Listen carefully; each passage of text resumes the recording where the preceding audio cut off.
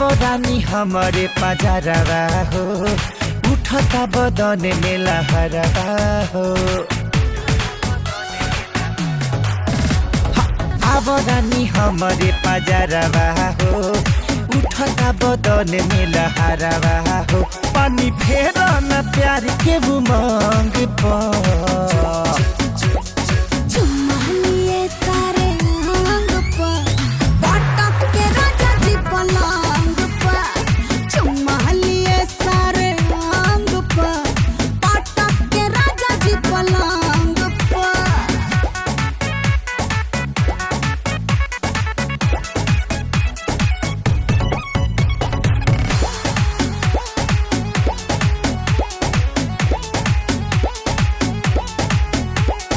जब जब भेटालू बनहरिया में, चापे न देलू चदरिया में।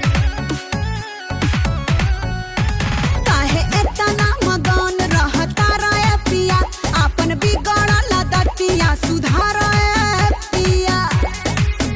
पगलाइल बानी साड़ी सब रंग पर, चुम्मा लिए सारे अंग पर, पटक के राजा जी पलंग पर। चुम्मा लिए सारे अंग पर, पटक के राजा जी पलंग पर।